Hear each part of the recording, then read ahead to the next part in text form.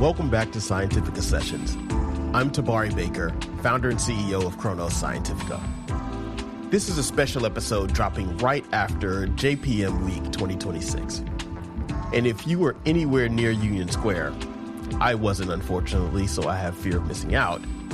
I heard that the energy was back, not necessarily in the form of splashy, headline-grabbing mega deals, but in the volume and intensity of the individual meetings that were held.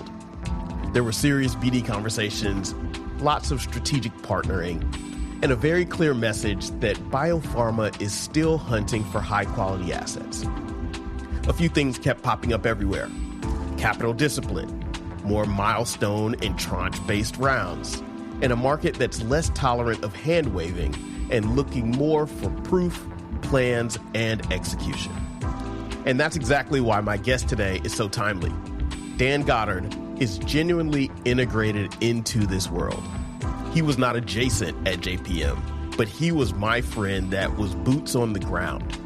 He's in the middle of those conversations where things get funded, and he knows the why. Dan serves as the business development lead for CFGO, and he spent years helping high-growth biotech teams go from concept to capital, building real plans, real budgets, real investor readiness, and the discipline to survive constrained markets like this. I am excited to bring this interstitial episode to you because Dan is the right person to listen to right now. So let's get into it. Thank you for joining us here at Scientifica Sessions. I am excited to have with us Dan Goddard. Dan is a very busy man. We've been trying to schedule this for months, but I'm finally glad that we could find some time to connect. Dan serves as the business development lead for CFGO. And CFGO is a firm that specializes in outsourcing accounting and finance solutions for high-growth startups and scaling businesses. He's got millions of years of experience in the biotech industry from all parts. He's worked in early stage funding strategy. He's worked in finance and planning. He's worked in analysis. He's worked in operational scaling, and he's worked in investor readiness. So from 0 to 1, 1 to 2, 2 to 10, Dan has done it all. And I am excited to have finally nailed him down to have this conversation around how we go from concept to capital in the biotech industry. Dan, great to have you here. No, it's awesome. And apologies, it's been so difficult to schedule. You know, one of the beauties of being such a vibrant ecosystem like Boston is there's always more to do. There's always other opportunities. And, you know, through just years of experience and network, I tend to find myself in a lot of things and just in the middle of a lot of different conversations. And you know, if there's one skill that I haven't developed in 20 years, it's really that hard ability to say no or say, yeah, this doesn't look interesting and leave it alone. It's, you know, it's kind of like when you're out walking your dog, like I see a shiny thing and I'm like, oh, don't pick that up. Don't pick that up. But I still find myself just like picking things up and running with them. And, you know, it ranges from my day job at CFGO and scaling, you know, not only our clients, but scaling our firm as we grow, to, you know, just recently helping a friend out who's a scientific illustrator who's doing art exhibitions combining science and art. You know, this morning had a call with someone who's making films about rare disease patients. So I just tend to find myself in the middle of a lot of things, which is a wonderful spot to be. Yeah, awesome. And that's how you have such a broad network. It's amazing how Dan and I met at Bio, or just right around Bio this year. And in 2 days, I found that we were in the same pictures with different people, right? So I would see Dan would replace me in the same network that I had just had a conversation with, which is amazing. So Dan, your network is broad and you've been in the industry for a long time, and really appreciate you spending the time to share some of what you've learned with us. So let's talk. All right. As you know, here at Chronos Scientifica, we focus on the early to mid-stage companies. And you've seen a lot of those being in the Boston area. You've worked with a lot of those, I'm sure. Building from 0 to 1 is a challenge, right? So my question is, how do you ensure that all of these companies have a good foundation, not just from the science side, but also from like the finance side? Yeah, I mean, first and foremost, like that, you know, I don't think we can't skip over the science piece. It's really, I think, important for companies to realize, like, are you actually the solution to the problem, or are you just looking for some way to apply a really cool technology? And admittedly, we see a good mix of both in Boston. Mm-hmm. And I feel like that's really where the storytelling and investability, and even in your world, the ability to look at what a TPP looks like, what are we actually trying to build here, and what's the impact it's going to have, and to be able to formulate that story. Yeah. And I feel like if you have that story, you're able to get in front of investors, which leads to the capital, which I think needs for that real financial solution to come in place. Yeah. What I see as probably the biggest foundation is you actually need to have a plan. And, that sounds really, really simple and really elementary, but you'd be stunned how many people really don't put together a core development plan and say, precisely, these are the milestones, these are the readouts, these are the steps that we're going to take. Mm-hmm. The problem with formulating that plan and even the budget that goes along with it is that you're probably wrong. You probably get a 20% success rate in that initial plan that you put together. Yep. But the exercise of going through and developing the intent and at least the directionality of it is absolutely critical. There's going to be pivots along the way. That's unavoidable. But that's not a reason to go through the exercise, because the exercise is what reinforces that discipline to actually keep you moving towards that goal. Yeah. You're absolutely right. I think a lot of the founders and CEOs I work with, they're coming straight out of academia, right? Yeah. And the way academia works, the way science works in academia is probably the best way to say it, is you're constantly on the frontier. You're exploring the next question and looking to answer the next question. And business doesn't work that way at all. Business actually wants a full roadmap of what the solution is before you even get to the starting line. And so I see that gap as well. How do you help companies fix that? Oh, I mean, in my personal life and doing like slide feedback and storytelling feedback, it's exactly what you talked about. It's saying, no one cares that you've nominated a DC. That's not going to solve the problem. If you want to get capital for this, you've got to say, okay, this is when we're going to get our IND. Yep. This is what phase 1 looks like. This is what phase 2 looks like. This is the market opportunity. This is how reimbursement is thinking about it. Yep. And you're going to be wrong. Yep. That's the truth of the matter, is you're going to be wrong about most of it, but you still have to present the fact that you understand start to finish what this scenario could be. That's right. From a finance perspective, oftentimes the cliff we see in kind of academic versus, a company's budget is in academia. You see you budget right down to the penny. Like if you're getting $5 million, like you budget $4,999.99, like right down to the cent, because if you don't ask for it, you don't get it. That's right. And it doesn't leave room for those pivots. When you start to look at the budget for a company, you've got to leave yourself some buffer and some room for discovery, especially if you're in a really early stage program. Yeah. And absolutely critical if you're a platform. If you're just moving a couple of assets through, things are pretty linear. But if you've actually gotten any type of discovery work or a discovery engine, you've got to leave yourself a little bit of room for serendipity to happen. Yeah, absolutely. Absolutely. I think that's always fun to watch, right? As a company is being developed and they're writing their plan down and they're prescriptive, right? It's going to take $400,000 to submit to the FDA, right? Even. No more, no less, right? And it's going to take exactly this long. That's right. It's going to take exactly 4.5 months. No longer, no shorter, right? And then they get into the process, right? They get into even the development, and I come from the device space, so I'll start from there. They get into the development of a device, and then all of a sudden it takes you an extra 3 weeks to get to go from concept to prototype. Yeah. And they lose their minds. Like they can't process. And being on the industry side, I'm like, oh, we planned for that in our minds already. We knew that was going to happen. We knew that you were 20% under budget when you sent the budget over to us.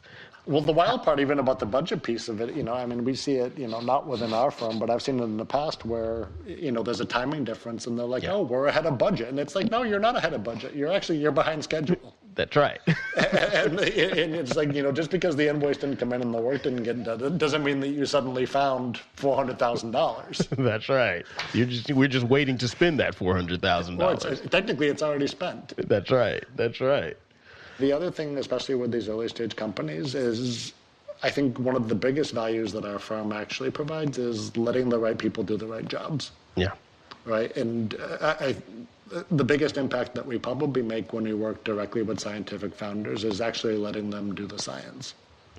It's the hardest job in this industry is to push those discoveries forward. It's not the finance side. It's not the regulatory side. It's saying, all right, like, how do we actually solve the scientific problem? And I'm a firm believer in decision fatigue. If you're running through websites and IRS updates and trying to pay bills, all of that stuff detracts from your intellectual horsepower to move the science forward. Whether you admit it or not, fatigue's a thing. Yeah, 100% agree there. That's a great segue, because I think there's a lot that's involved in scaling an early stage business, right? Starting from pre-seed and moving forward. Obviously, you have the scientist or the clinician who has that initial experience or that initial discovery or innovation that they've developed. But then they have to scale out, right? So they have to bring in other people and they have to go get funding simultaneously. Have you seen instances where that has gone like swimmingly and instances where that has gone not so well, particularly on that people build out piece? And how do you help these early companies mitigate those challenges? Yeah, I mean, it's really unique because in my career, I've had the opportunity to work with people that were far more experienced than I am. I've had, the real luxury, even starting at Biotech, to be around people that have done this before. Mm-hmm. And it really is humbling when you start to have the conversations with them and you see how they think about the execution phase of the work. And one of the things that's always kind of been, maybe my covert mission is to share that knowledge with people doing it for the first time. In terms of seeing it work, admittedly, I think experience counts. Yeah. It's really, really, I think, difficult for a team of first-time founders, first-time scientists to be on their own unless they've got a really strong group of advisors, a really strong board chair, really strong investors, people guiding them through the process. Because you can read all the books that you want on company creation and entrepreneurship and venture, but it's a little bit different when you're in the boat. That's right. When things maybe aren't going as well, I try to steer people towards just vulnerability and being able to ask for help. I think one of the biggest shams that we have in kind of leadership training across the board is that vulnerability is kind of cast aside. A lot of the training that comes through with MBA programs and all of that it's aimed at being a public company CEO and saying, we're going to toe this line. We don't need anything. We're not vulnerable. And one of the beauties and joys of being a private company is that you can be honest with your board. You can be honest with people and say, I'm trying to figure this out. I'm stuck. I see a couple of options here. Which one do you think is best? Yeah. On the people side of things, I think that's tricky too, and it's maybe a little bit of a negative viewpoint, but really a rite of passage is when you let your first person go. Oh, yeah. 100%. It's sometimes realizing what's not a fit is really, really valuable, and it's often difficult, I think, for a lot of startups to hit that milestone, which is kind of ironic, just given that there's so much failure and things that don't work out in science. Yeah. That it can be really hard for them to say, hey, this looks good on paper. Yeah. They're in here, it's not working, they're not a fit. Yeah. This isn't meshing. Yeah. Hey, we're going to part ways. That's right. The last thing that I'll say on that, though, is there's no playbook for this. I've seen companies that I thought wouldn't be successful surprise the hell out of me and pull it together. And I've seen other ones with, layers and layers and layers of experience where suddenly there was a pivot or a piece of data or a readout and things just didn't work out. Yeah. Yeah, it's especially in this most recent period. I think Dan and I, because we talked a few months ago, we lived through probably one of the lowest periods, at least in my career history in the biotech life sciences space as far as funding goes. Dan's probably younger than me, so he doesn't remember anything beyond. That's not true at all. I mean, I think back, and this has been a topic just about everywhere in Boston lately. Is all of these market reports that we're seeing, they start in 2020, and they're like, biotech is down and the sky is falling, and it's end of days. Read the venture reports from 2008, 2009. And I was on the venture side at PureTech in 2008, which admittedly I think was a far broader reaching financial crisis than the one we're in now. Absolutely. We can go back and forth about language and whether we're in a recession or not, but the truth, this was a fully labeled global recession. Minimal IPOs and the industry stopped. But what's really surprising about that time is that if you talk to people that were actually managing funds, they had banner returns. Those were prime vintages for a lot of venture funds. Yeah, absolutely. And the truth is that they had their pick of incredible technologies. There was an abundance of talent that was available that they could pull in, whether it was from pharma, whether it was from academia. Everybody was looking for their next thing. Yep. And they were able to just consolidate talent. One of my favorite stories of kind of the 08, 09 was Alnylam. Oh. Right? Tell that story. I don't know if you know, but I mean, Alnylam started in 2008. Okay. Everyone thought that was the dumbest idea ever, right? It's like, hey, it's the middle of the recession, let's go start a big biotech company. Yeah. And what was, I think, the most interesting part about it is if you think back to the frothy times of 2020, Alnylam never would have been able to circle the talent and the leadership they had at all levels. Yeah. That would have been 6 or 7 or maybe 8 to 10 different companies. That's right. With all these people being CEOs of their own gig. That's right. But because the market contracted, they had an abundance of horsepower, they had capital, they had the discipline, and they made blockbusters. That's right. And I feel like if you look at kind of the graphs and the time period, you see this boom in 2011, 2012 of IPOs. Mm-hmm. And that was the discipline of 08 and 09. So it sounds like what you're saying actually led to crossover investors and people that weren't interested in biotech. Yeah. Becoming LPs, putting capital back in that space, which led to kind of this renaissance of 2016, 2017. Yeah. Where capital was flowing freely. So when we talk about industry trends, I just don't think that we're looking far enough out to really get a full rotation of the wheel. Yeah, I love that perspective, and thank you for sharing that because you have it. Alnylam was a great example of one of those that started in the bottom, right, and spent that. It's almost like solo time in the dark, kind of building the right companies so that when they appeared, they had the right products available to the marketplace. I venture to say that that's what you're suggesting may be happening slightly during this period now. Am I putting words in your mouth there? I mean, at least what we're seeing in Boston is companies are still getting funded. I mean, it's not nearly the quantity of rounds that were happening, previously. But what is getting invested in is quality science. People are really pushing the envelope of, hey, this has got great data. We've got great in vivo data. There's a lot of promise with this target. And, despite kind of the fast follower kind of, movement, novel things with good data are still moving forward too. There's really been some interesting, especially in the neurospace, where people are doing novel things, and it's like, let's take this shot. Yeah.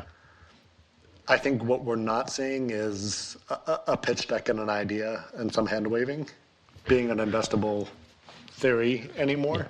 Yeah. And I feel like it's kind of difficult in the industry, and I'm empathetic towards particularly those first-time founders, because when federal funding hit the hiccups that it did, they had to go somewhere. Yeah. And I think they naturally gravitated towards venture and didn't realize that venture is a business unto itself. That's right. That it's not academic, it's not grant funding. That's right. They're using the wrong tool for the purpose. Yeah. But sadly, if you're a founder and you need money, it's the classic, like, if you're a hammer, everything looks like a nail type scenario. They were like, there's capital here, let's go to them. That's right. and it just doesn't work. Yeah. That's right.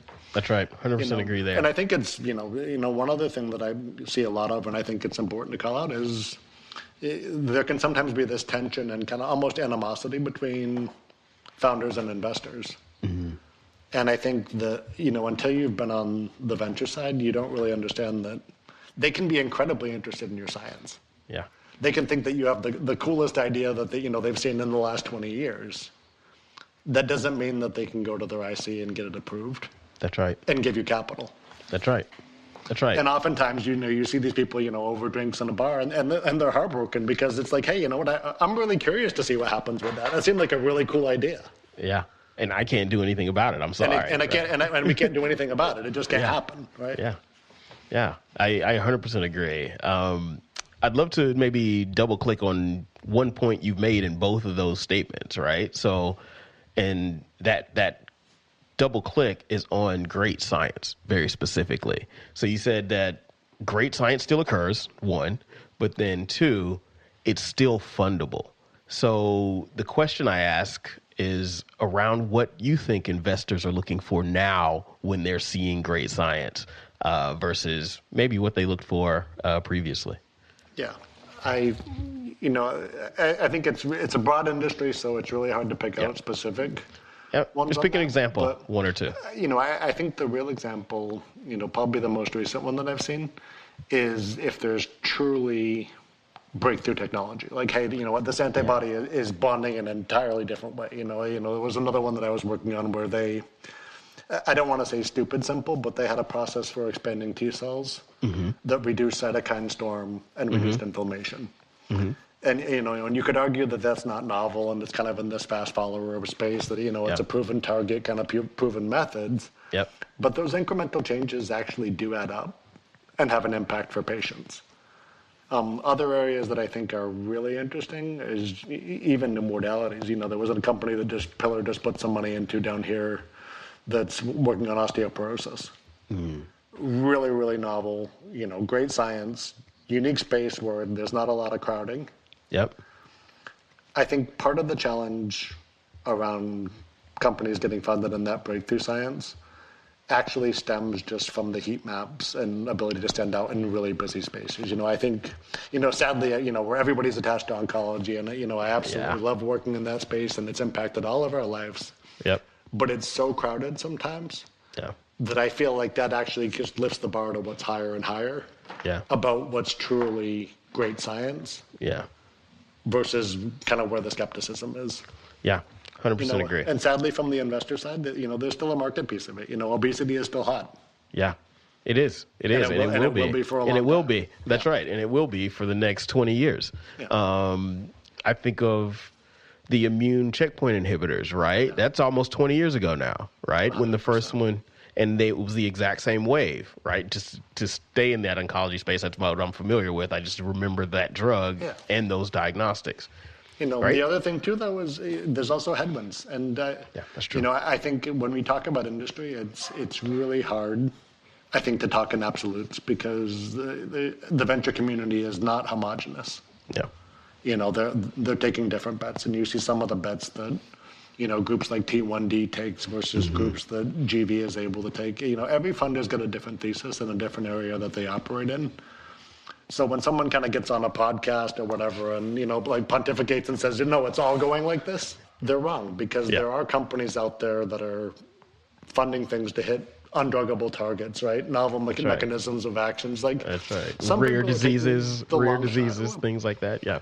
Well, it was actually interesting. There was a group in Boston, a panel a while back, and, a group of investors. And, what came up was just how unfundable CRISPR was.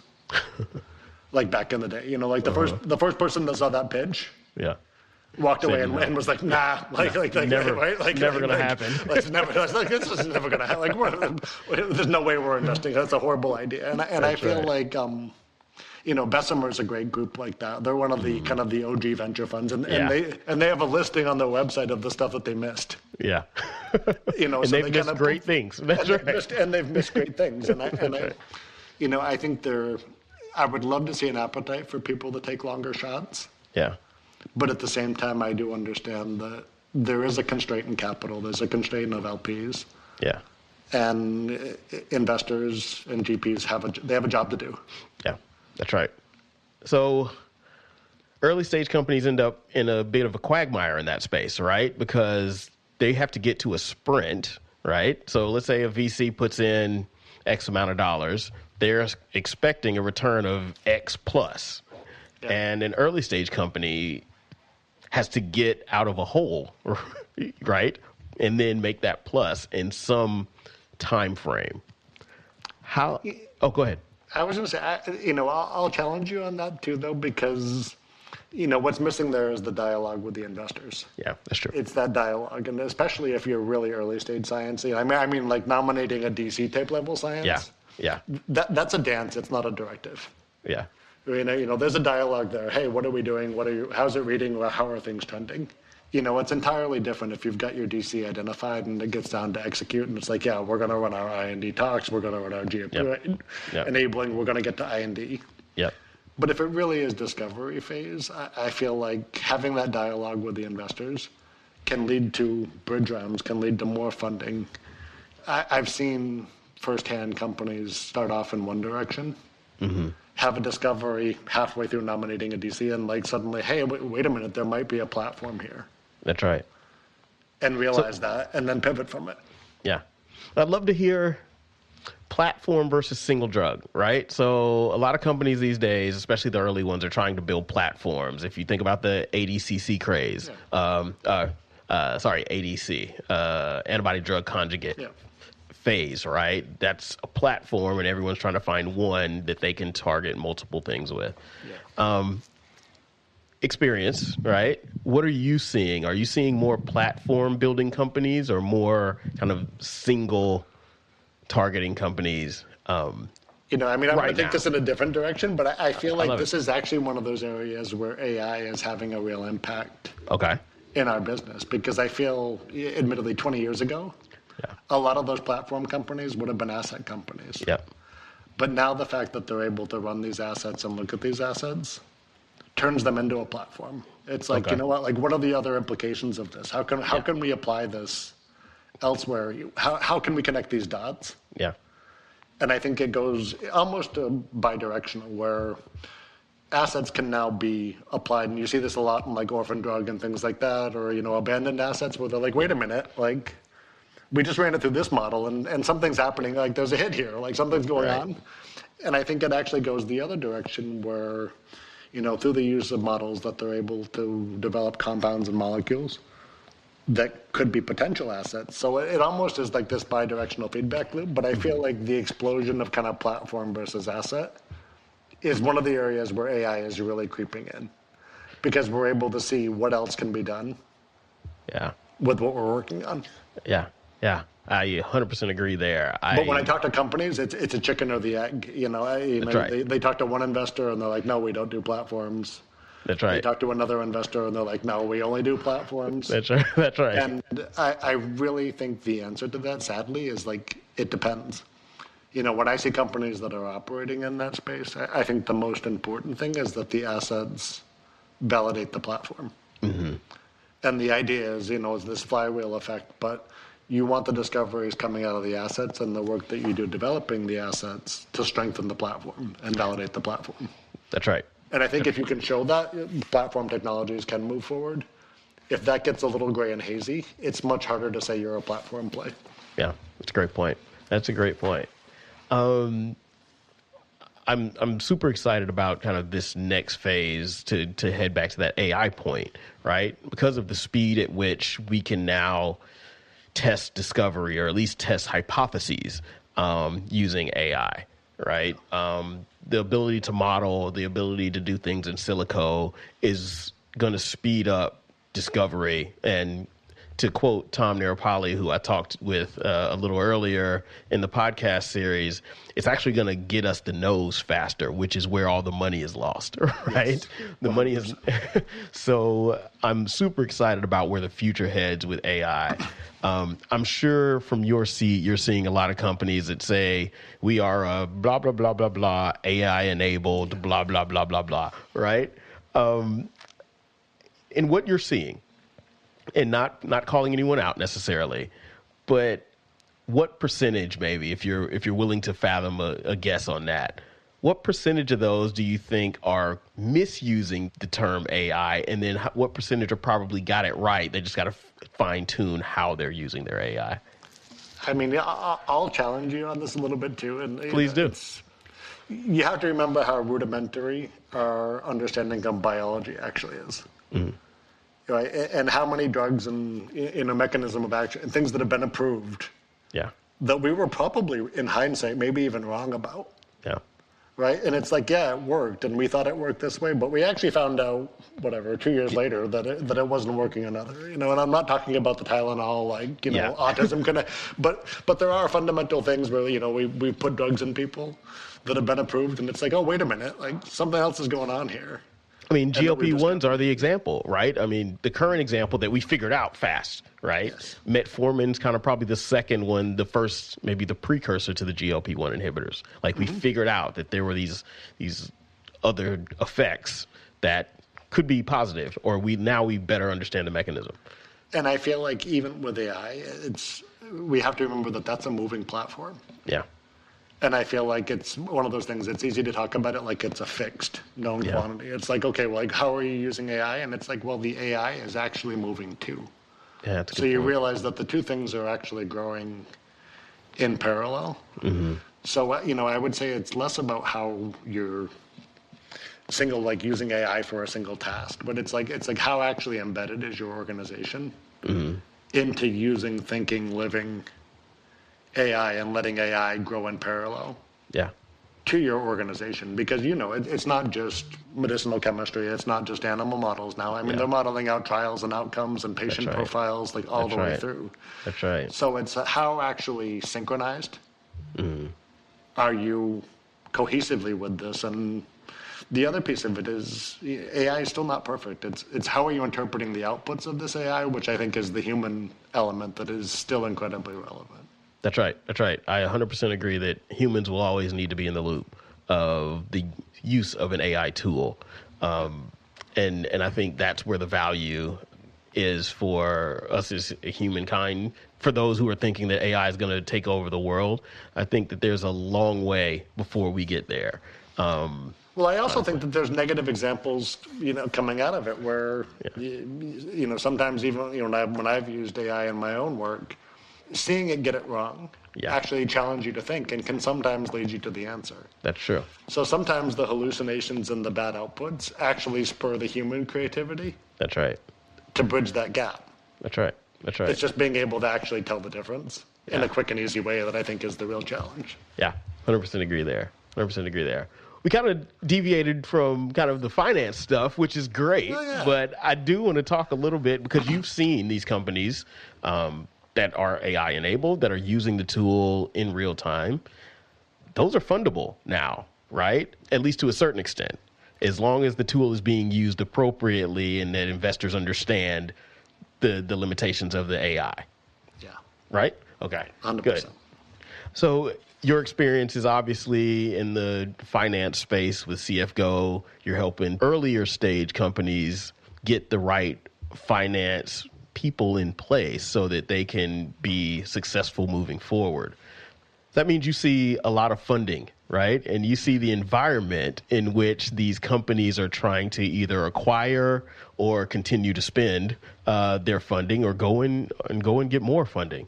In my experience, this is probably the most constrained environment I've seen since I've gotten into this side of life tech, biotech.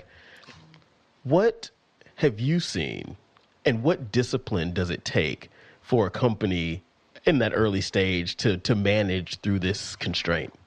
Yeah, I mean, one of the things that I think is critical, and I agree with you, what we are seeing now is even rounds that are happening are far more milestone based. It's not uncommon. It used to be maybe 2 tranches. Yeah. Now it's not uncommon. Sometimes you'll see 3 or 4 on a big round. Yeah. Where I feel like it's absolutely critical for everyone in these startups to understand what those milestones are. Mm-hmm. And before any additional budget, before any experiment is run, before there's, any plane ticket is booked, it's like, what, does this help us hit this milestone? Yeah. Right. And it's all about, does this help us take that next step? And if the answer to that is no or maybe, it needs a little bit more discussion and thought as to whether it's relevant. And, we keep coming back to academia. I feel like that's actually one of the hardest challenges for academics is to say, you know what, this is shiny, this is interesting. I can't chase this right now. Yeah. Admittedly, some of the funnest companies that I've worked on have had a combination of venture funding as well as some grant funding. Mm-hmm. Because that lets them scratch that itch. To dabble and do some exploratory work. But still have to come back to that discipline to say, you know what, like this product is moving forward. And we've got to stay on schedule and we have to stay disciplined. And not to completely blow it up, but, I mentioned before, sometimes something happens and the whole company pivots. Right? And those are company-wide discussions. Those are discussions with your investors. That can completely change the course and pivot, but it really takes focus and discipline to move through this environment with constrained capital. The other thing that it comes back to is where we started off is you have to have a solid plan. That's it. You can't be 200K short when you need that 200K for the tox study. Right? How many mice, how many animals, how much compound are you going to need? And getting those timelines right, especially as the company grows, is absolutely critical because once you have overhead and you've got salaries, 2, 3 weeks, 4 or 5 weeks in any given direction can actually move you from those milestones. That's right. Maybe one question around that. So as you think about these companies and their milestones and their tranche need, right? They're going to need tranches and have to demonstrate reaching those milestones pretty regularly. Typically that's done, or maybe these days, companies are much smaller than they used to be in the early stage, right? There may be a CEO, president, founder, a chief scientific officer, a CMO that helps with the clinical side, and then maybe some product manager type role, right? Who's helping to kind of manage what the product life cycle is, which means a lot of people are needed, but they're not a part of the company. So how in the world are these early stage companies managing to get that expertise in-house, and how did they include that kind of in their overall life cycle? I mean, fractional work is so critical to this industry. And I think it's two ways. One is that it extends the burn rate for sure, right? And especially at the earliest stages, it's rare that someone needs 40 hours of finance. Even with us at the CFO level, it's seed company, maybe a couple of hours, do some budget development, run through some scenarios and gut check things. But a lot of the work can be handled by controllers and younger staff, similar to like law firms, maybe even another perfect example of that where you may not need the partner for absolutely every document, every contract that goes through, partner doesn't have to touch that. That's right. But I think, it lets them extend runway, but I think the bigger part is that it actually lets them inject expertise. One of the beauties of consulting is you get to work on a lot of different clients and a lot of different management teams. And like I started off with, there's no rule book for this. If there was a rule book or a guidebook and someone published it, we'd all be doing it the exact same way. There's so many ways to skin a cat in this game. That unless you've seen 50, 60, 80, 100 companies, it's really easy to come in with two things. Either a confirmation bias that, hey, it worked last time, why is it not working this time? Or this complete naivety of how it all works and try to figure it out as you go. Which burns capital. So we do see quite a few companies operate really, really lean. Especially once they're outside of the real bench work. Even here we see a lot of teams where there's outsourced chemistry happening. Hey, develop these molecules, send it back, and we've got our biologist on staff here who's working up their assays. And running it through. Why we pivot to get to a DC and working through the med chem work. And that type of capital efficiency is really attractive to investors. Versus saying, all right, day one, we just took in a seed, we're going to hire 25 people, everyone's full-time, we're going to build the lab. And do this work. And I would actually argue that it leverages so much more expertise and actually increases your odds of success. By bringing different opinions, more experienced opinions, even varying opinions into the space. The hard part, I think, with the fractional work is really knowing who the right fit is. Yeah. To do it, because there's a broad range. Yeah. 100% agree. Experience in the consulting space, and I always tell people, founder network is everything. That's right. Before you hire anybody, talk to someone that's used them, talk to one of their customers, talk to someone that's worked with them, and really understand what they've done. Yep. 100% agree there. 100% agree there. So, you just gave a piece of advice. I'd love for you to maybe give one final piece of advice to biotech founders as they're thinking through going from concept to capital, and as they're starting their first company. What one piece of advice would you give them? Okay, and it's really cut and dry, and it's an old cliche adage, is that if you want advice, ask for money. If you want money, ask for advice. And what I mean by that is, if every time that you approach someone who has capital, your only question to them is, will you give me money? All you're going to get is advice. You're going to say, hey, you know what? Have you thought about doing this? Have you thought about doing that? Why are you running this experiment that way? Yep. The counter to that is always going to be advice. That's right. If you approach them and say, hey, you know what? You all have made 10 oncology investments in the last year in this ADC platform. What trends are you seeing? I could run this experiment this way or that way. I'd really like to see these outcomes. What patterns or ideas do you have on this? They very well might say, hey, this is really, really interesting. Would you mind if we funded that? Awesome. Yeah. That's it. Maybe I hope my children don't hear that, because then they're going to start only asking me for advice, and then I'm just going to be broke. But that's the truth of the matter is, Tabari, though, is you have to remember that most of the people that they're pitching to are scientists. That's true. And that gives them that outlet. We talked about kind of that crux where, there's a lot of stuff that's interesting to them. And even if it's not within thesis, Yep. some of that advice can be really valuable. That's true.